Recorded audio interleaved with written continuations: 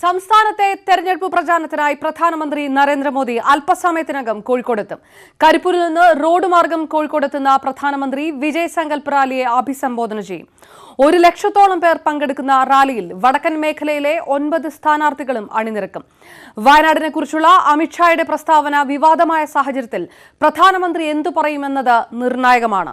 രാഹുൽ ഗാന്ധിയുടെ വയനാട് സ്ഥാനാർത്ഥിത്വത്തെക്കുറിച്ച് പ്രധാനമന്ത്രിയുടെ വാക്കുകളും രാഷ്ട്രീയ ലോകം ഉറ്റുനോക്കുകയാണ്. വിവരങ്ങളുമായി കരിപ്പൂർ വിമാനത്താവളത്തിൽ നിന്ന് ടി ആതിരയും കോഴിക്കോട് നിന്ന് മുഹമ്മദ് ഷഹീദും ചേരുന്നു.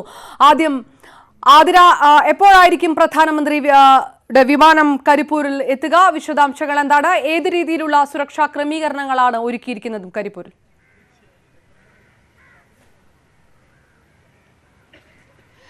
അപർണ, ഇനി ഏതാനും നിമിഷങ്ങൾ മാത്രമാണ് ബാക്കി നിൽക്കുന്നത് കരിപ്പൂരിൽ പ്രധാനമന്ത്രി നരേന്ദ്രമോദി വിമാനമിറങ്ങാൻ. നമുക്ക് ദൃശ്യങ്ങളിൽ കാണുവാൻ വേണ്ടിയിട്ട് സാധിക്കും.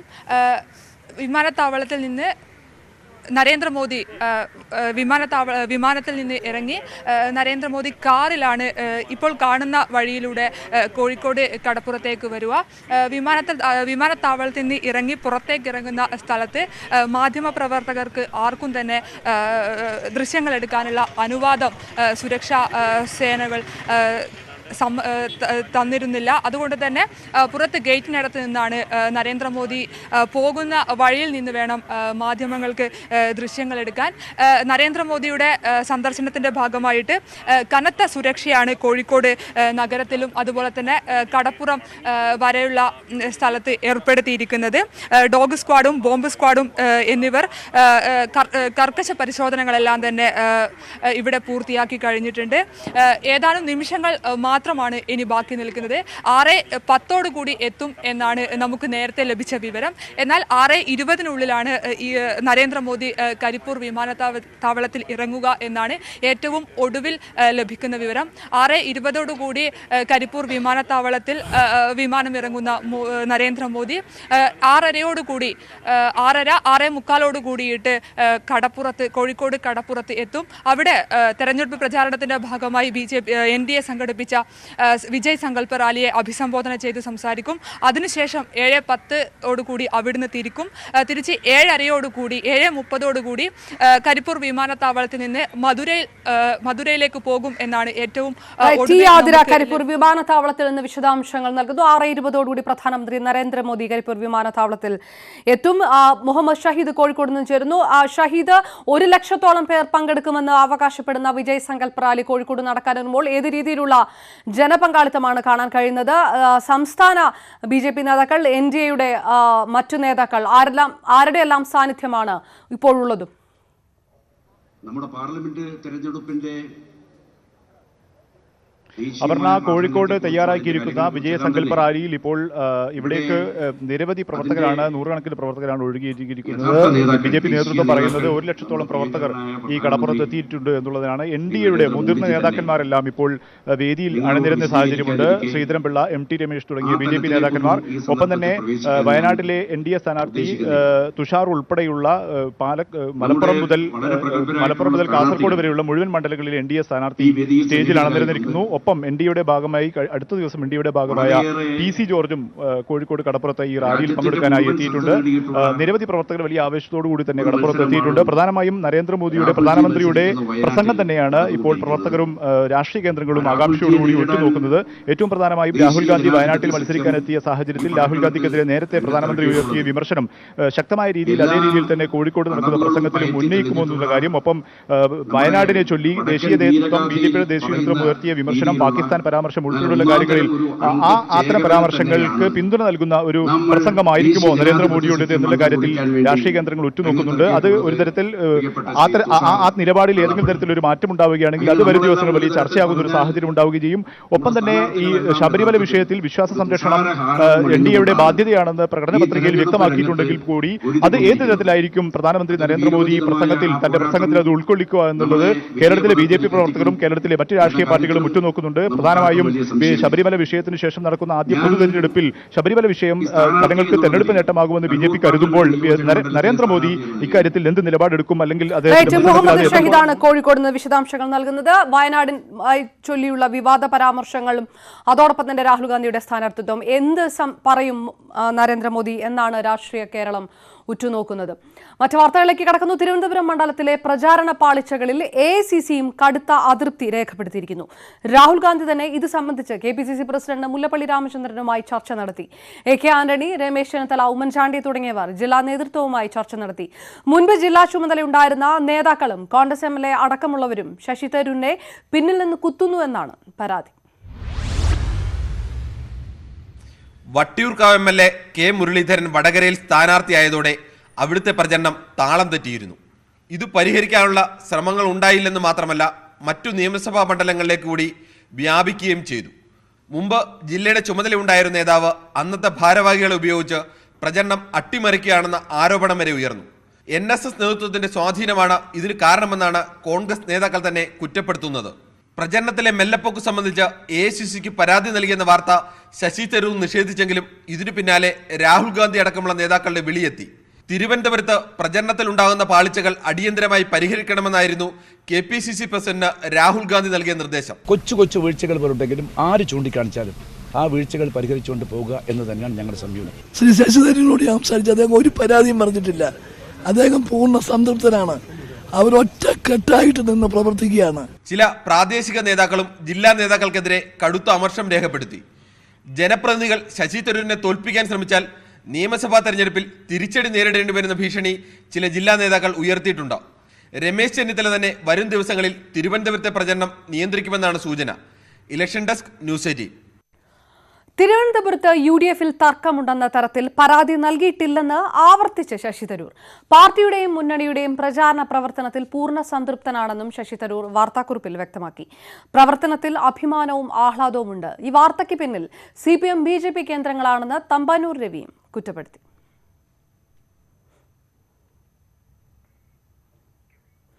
കാസർഗോഡ് UDF സ്ഥാനാർത്ഥി രാജ്മോഹൻ ഉണ്ണിത്താൻ തെരഞ്ഞെടുപ്പ് പെരുമാറ്റച്ചട്ട ലംഘനം നടത്തിയെന്ന് ജില്ലാ കളക്ടറുടെ റിപ്പോർട്ട്. ശബരിമലയുമായി ബന്ധപ്പെട്ട പരാമർശമാണ് ചട്ടലംഘനമായി കണ്ടെത്തിയത്. പരാതി തെരഞ്ഞെടുപ്പ് കമ്മീഷന് കൈമാറി. ശബരിമല കഴിഞ്ഞാൽ കോടിയേരി പറഞ്ഞു 1000-ഓളം സുന്നിപ്പള്ളികളുണ്ട്, അവിടെ സ്ത്രീകളെ കയറ്റും. കേരളത്തിലെ മുഖ്യമന്ത്രി പറയുന്നത് ക്രിസ്തു മതത്തിൽപ്പെട്ടവർക്ക് അവരുടെ പള്ളിയോടനുബന്ധിച്ചുള്ള സ്ഥാപന ജംഗമ വസ്തുക്കൾ ഒരു ചർച്ച് ബില്ല് കൊണ്ടുവന്ന് സംസ്ഥാന സർക്കാരിന്റെ നിയന്ത്രണത്തിൽ കൊണ്ടുവരും. അപ്പൊ ഹിന്ദുക്കളെ ഉപദ്രവിക്കുന്നു, ക്രിസ്ത്യാനികളെ ഉപദ്രവിക്കുന്നു, മുസൽമാനെ ഉപദ്രവിക്കുന്നു. ഏപ്രിൽ 8 പയ്യന്നൂരിനടുത്ത് അരവഞ്ചാലിൽ ഉണ്ണിത്താൻ നടത്തിയ പ്രസംഗം വർഗീയ ചേരിതിരിവുണ്ടാക്കുന്നതാണെന്ന് ചൂണ്ടിക്കാട്ടി LDF പരാതി നൽകിയിരുന്നു. പ്രസംഗത്തിന്റെ വീഡിയോ ക്ലിപ്പിംഗും പരാതിക്കൊപ്പം സമർപ്പിച്ചിരുന്നു. മണ്ഡലത്തിലെ വിവിധ കേന്ദ്രങ്ങളിൽ ഈ പ്രസംഗം ആവർത്തിച്ചതായും പരാതിയിൽ ആരോപിച്ചു. മുഖ്യ വരണാധികാരി കൂടിയായ ജില്ലാ കളക്ടർ ഡോക്ടർ സജിത് ബാബു നടത്തിയ പരിശോധനയിൽ ചട്ടലംഘനമുണ്ടായതായി കണ്ടെത്തി. പരാതി തെരഞ്ഞെടുപ്പ് കമ്മീഷന് കൈമാറി. ന്യൂസ് 18 കാസർഗോഡ്. വയനാട് പുൽപ്പള്ളിയിൽ LDF നേതൃത്വത്തിൽ കർഷക പാർലമെന്റ് മാർച്ചും. മാർച്ച് CPI സംസ്ഥാന സെക്രട്ടറി കാനം രാജേന്ദ്രൻ ഉദ്ഘാടനം ചെയ്തു. നിരവധി കർഷകരാണ് മാർച്ചിൽ അണിനിരന്നത്.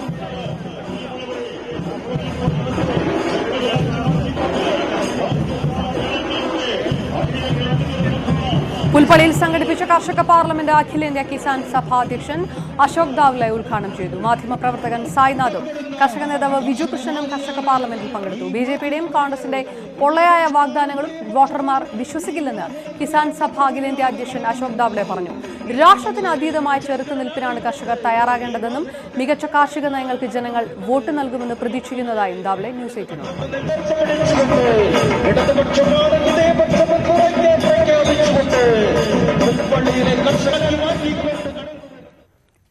തെരഞ്ഞെടുപ്പ് ബോണ്ട് വഴി ലഭിച്ച സംഭാവനകളുടെ വിവരങ്ങൾ എല്ലാ രാഷ്ട്രീയ പാർട്ടികളും തെരഞ്ഞെടുപ്പ് കമ്മീഷന് സമർപ്പിക്കണമെന്ന് സുപ്രീം കോടതി.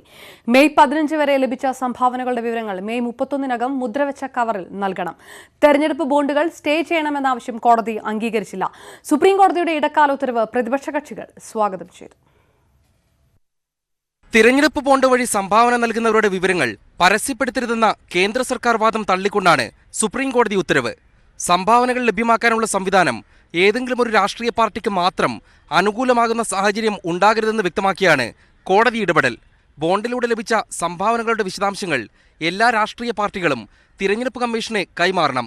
മെയ് 15 വരെ ലഭിച്ച സംഭാവനകളുടെ വിവരങ്ങൾ മെയ് 31-നകം മുദ്രവച്ച കവറിൽ നൽകാനാണ് നിർദ്ദേശം. പണം നൽകിയ വ്യക്തിയുടെ പേര്, ലഭിച്ച തുക, ബാങ്ക് അക്കൗണ്ട് എന്നീ വിവരങ്ങളാണ് നൽകേണ്ടത്.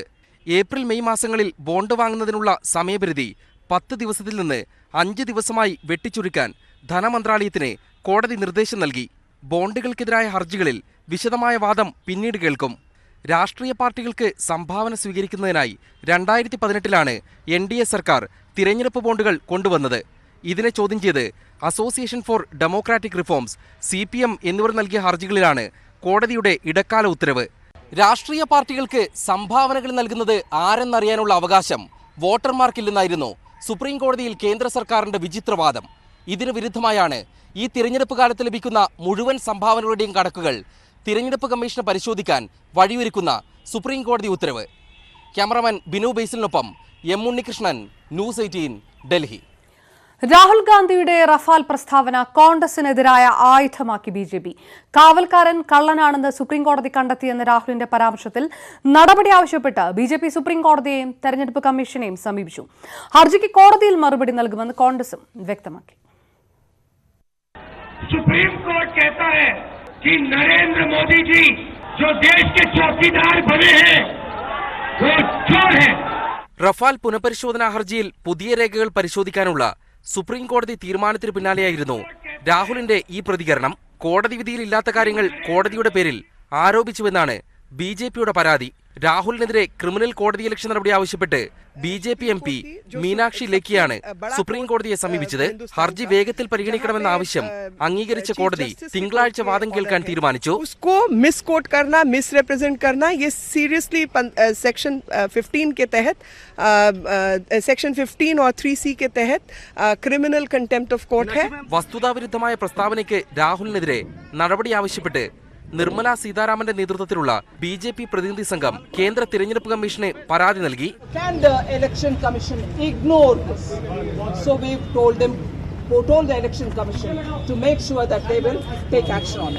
ഹർജി സുപ്രീം കോടതി പരിഗണിച്ചാൽ അപ്പോൾ മറുപടി നൽകുമെന്നായിരുന്നു കോൺഗ്രസ് പ്രതികരണം. ന്യൂസ് 18, ഡൽഹി. സൈന്യത്തെ രാഷ്ട്രീയവൽക്കരിക്കുന്നത് വിലക്കണമെന്നാവശ്യപ്പെട്ട് രാഷ്ട്രപതിക്ക് മുൻ സൈനിക ഉദ്യോഗസ്ഥർ അയച്ച കത്തിനെ ചൊല്ലി വിവാദം. കത്തയച്ചിട്ടില്ലെന്ന് കരസേനാ മുൻ മേധാവി ജനറൽ SF റോഡ്രിഗസ് പറഞ്ഞു. കത്തിൽ ഒപ്പുവച്ചിട്ടില്ലെന്ന് മുൻ വ്യോമസേനാ മേധാവി NC സൂരിയും വ്യക്തമാക്കി. എന്നാൽ കത്ത് കൈമാറിയിരുന്നുവെന്ന് നാവികസേനാ മുൻ മേധാവി അഡ്മിറൽ സുരേഷ് മേത്ത സ്ഥിരീകരിച്ചു. പാകിസ്ഥാനിലെ സൈനിക നടപടികളെ BJP പ്രചാരണായുധമാക്കുന്നുവെന്ന ആരോപണങ്ങൾക്കിടെയാണ് മുൻ സൈനിക മേധാവികൾ കത്ത് നൽകിയതായുള്ള റിപ്പോർട്ടുകൾ പുറത്തുവന്നത്. കര, നാവിക, വ്യോമസേനകളിലെ 8 മുൻ മേധാവികളും 150-ൽ അധികം മുൻ സൈനിക ഉദ്യോഗസ്ഥരും രാഷ്ട്രപതി രാംനാഥ് കോവിന്ദിന് അയച്ച കത്തിൽ ഒപ്പുവെച്ചിട്ടുണ്ട്. എന്നാൽ കത്ത് അയച്ചിട്ടില്ലെന്നും ആരാണ് കത്തയച്ചതെന്ന് അറിയില്ലെന്നും കരസേനാ മുൻ മേധാവി ജനറൽ SF റോഡ്രിഗസ് പറഞ്ഞു. കത്തിൽ ഒപ്പുവെച്ചിട്ടില്ലെന്ന മുൻ വ്യോമസേനാ മേധാവി NC സൂരിയും വ്യക്തമാക്കി. എന്നാൽ കത്തിന് സ്ഥിരീകരണവുമായി നാവികസേനാ മുൻ മേധാവി അഡ്മിറൽ സുരേഷ് മേത്ത രംഗത്തെത്തി. കത്തിൽ ഒപ്പിട്ടതായും മേത്ത പറയുന്നു. ഇങ്ങനെയൊരു കത്ത് ലഭിച്ചതായി രാഷ്ട്രപതി ഭവൻ പ്രതികരിച്ചിട്ടില്ല. സൈന്യത്തിന്റെ ഐക്യവും മതേതരത്വവും കാത്തുസൂക്ഷിക്കാൻ സർവ്വസൈന്യാധിപനായ രാഷ്ട്രപതി ഇടപെടണമെന്നാണ് കത്തിലെ ആവശ്യം. KP Abhilash, news 18, Delhi.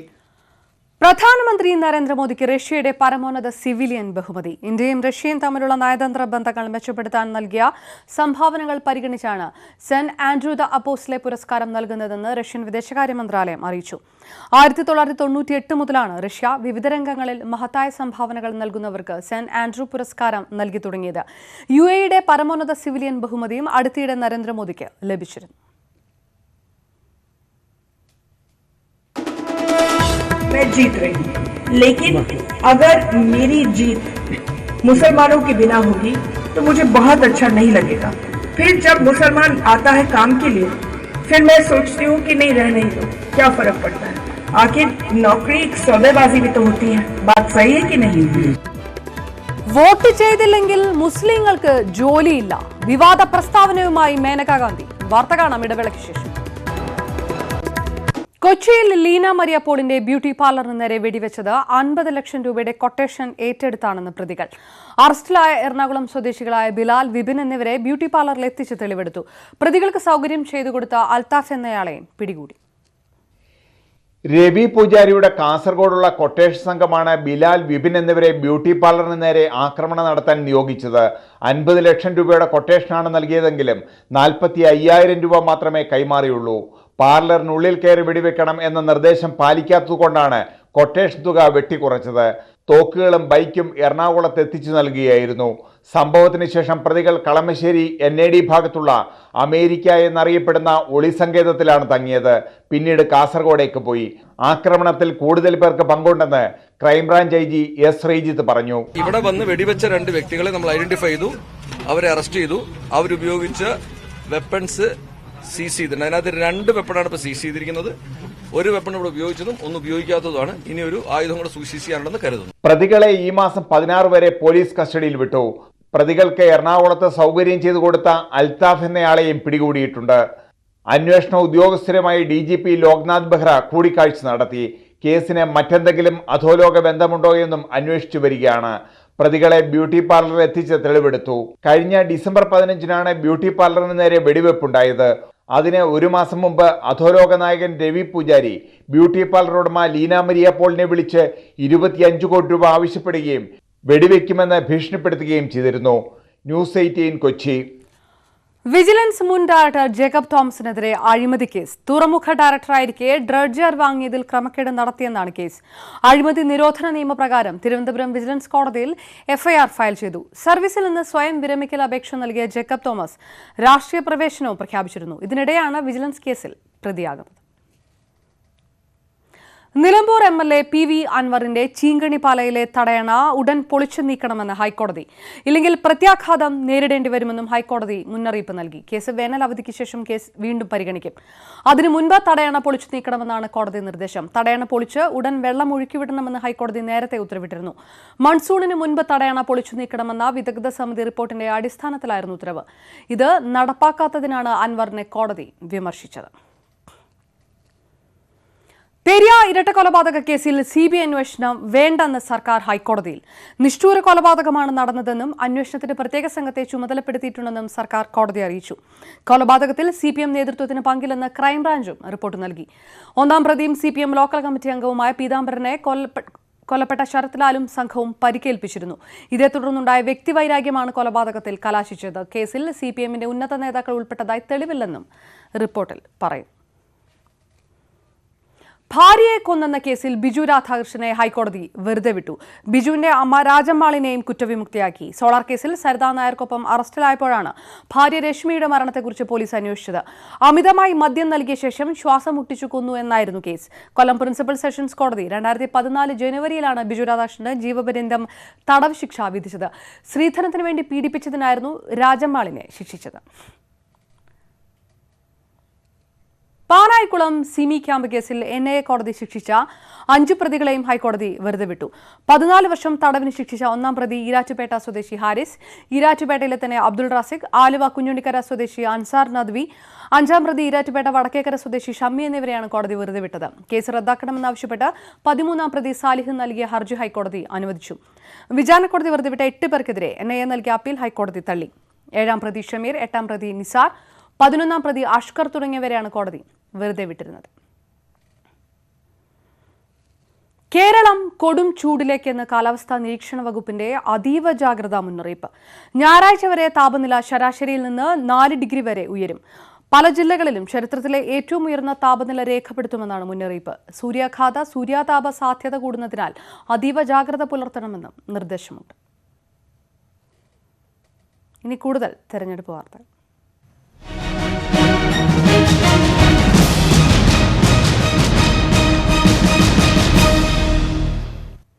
ഉത്തർപ്രദേശിൽ തെരഞ്ഞെടുപ്പ് പ്രചാരണത്തിനിടെ വിവാദ പ്രസ്താവനയുമായി കേന്ദ്ര വനിതാ ശിശുക്ഷേമ വകുപ്പ് മന്ത്രി മനേകാ ഗാന്ധി.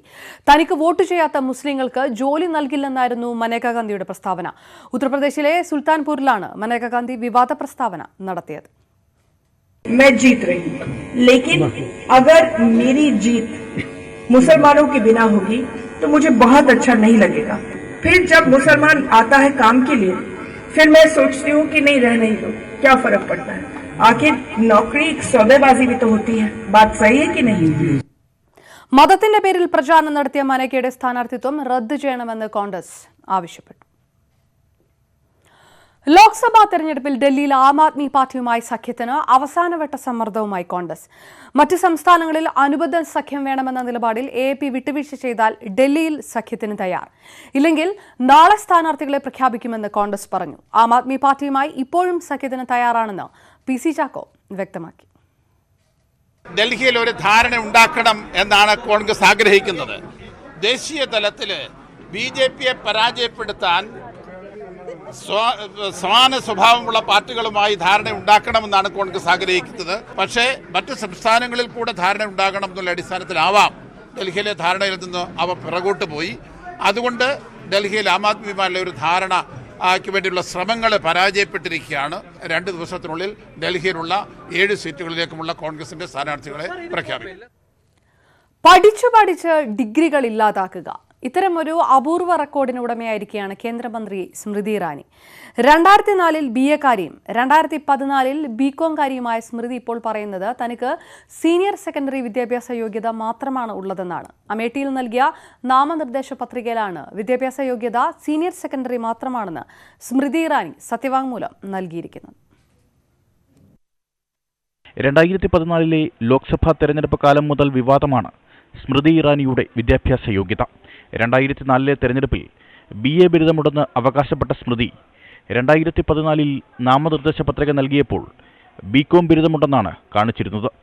US-ലെ യെയിൽ യൂണിവേഴ്സിറ്റിയിൽ നിന്ന് BA നേടിയെന്നും സ്മൃതി അന്ന് അവകാശപ്പെട്ടു. എന്നാൽ കഴിഞ്ഞ ദിവസം അമേഠിയിൽ നൽകിയ നാമനിർദ്ദേശ പത്രികയിലാണ് വിദ്യാഭ്യാസ യോഗ്യത സീനിയർ സെക്കൻഡറിയാണെന്ന് വെളിപ്പെടുത്തുന്നത്. 1991 സെക്കൻഡറി വിദ്യാഭ്യാസവും 93 സീനിയർ സെക്കൻഡറി വിദ്യാഭ്യാസവും പൂർത്തിയാക്കിയെന്ന് സത്യവാങ്മൂലം പറയുന്നു. 94 ഡൽഹി യൂണിവേഴ്സിറ്റിയുടെ വിദൂര വിദ്യാഭ്യാസ പദ്ധതിയിലൂടെ BCom ബിരുദ കോഴ്സിന് ചേർന്നെങ്കിലും അത് പൂർത്തിയാക്കാനായില്ല. യെയിൽ യൂണിവേഴ്സിറ്റിയിൽ നിന്നുള്ള പഠനത്തെക്കുറിച്ച് സത്യവാങ്മൂലത്തിൽ പരാമർശമേയില്ല. സ്മൃതി ഇറാനിയെ പരിഹസിച്ച് കോൺഗ്രസ് രംഗത്തെത്തി. पिछले 4 एफिडेविट में उन्होंने देश को झूठ बोला है, देश को बरगलाया है. 2014 തെറ്റായ വിദ്യാഭ്യാസ യോഗ്യത നൽകിയെന്ന പരാതി നിലവിൽ ഡൽഹി ഹൈക്കോടതിയുടെ പരിഗണനയിലാണ്. हिंदुस्तान के सामान्य परिवार की महिला एक बार जब ठान लेती है तो जब तक लक्ष्य तक नहीं पहुंचती तब तक दम नहीं लेती है. Election desk news 18. വയനാടിന്റെ ഉൾപ്രദേശങ്ങളിൽ പ്രചാരണം ശക്തമാക്കി കോൺഗ്രസ് ദേശീയ നേതാക്കൾ.